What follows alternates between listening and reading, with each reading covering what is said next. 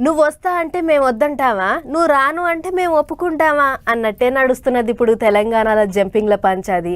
Car పార్టీలకెళ్ళి షేయి పార్టీలకు ఎమ్మెల్యేలు జంపింగ్లు చేస్తూనే ఉన్నారు.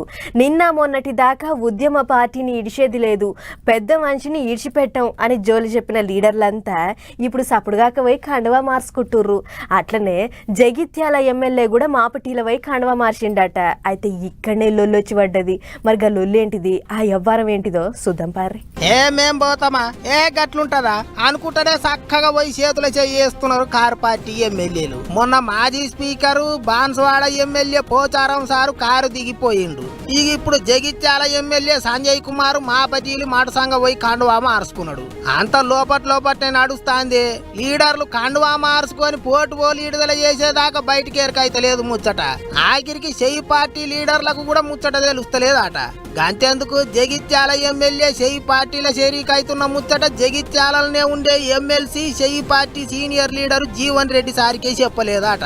అసెంబ్లీ ఎలక్షన్లలో ఎగస్ పార్టీ దిక్కు నిలబడి ఓడిచ్చిన ఆయనను ఎట్ల పార్టీల షరీకి చేసుకుంటారు, ఒకటే ఊరల రెండు కాతులు ఎట్లా పడతాయి అని అలిగి ఎలుగుల పడుతున్నాడట. ఇప్పుడు పెద్ద మనిషి రాజీనామా పెడతాడని కూడా ప్రచారం నడుస్తున్నది. అందుకే ఇక ఎమ్మటే షేయి పార్టీ ఎమ్మెల్యేలు సార్ ఇంటికి పోయి బుధగరిచ్చినట్టు చేసిండ్రు. దగ్గరికి వచ్చిన ఎమ్మెల్యేల మీద కూడా సారు గట్టిగానే గరమైందట. 40 ఏండ్ల శాంతి పదవులు ఉన్నా లేకపోయినా పార్టీనే పట్టుకొని పాకులాడితే గిట్ట చేస్తారా, నాలుగుట్టే నాదాన అయ్యేటట్టు చేస్తారా అని సారు మస్తు బాధపడ్డాడట. కమ్సే కమ్ ఒక్క మాట చెప్పరా అని కోపానికి వచ్చిండట. ఇంకో దిక్కు ఎమ్మెల్యే ఆదాట్న పోయి షేయి పార్టీ కండువాగా అప్పుకునేటాలకు కారు పార్టీ వాళ్ళు కయ్యి మందిలేసిండ్రు. ఎమ్మెల్యే ఇంటికాడ లొల్లికి పోయిండ్రు. రాజీనామా పెట్టాలి అని పంచాది పెట్టిండ్రు.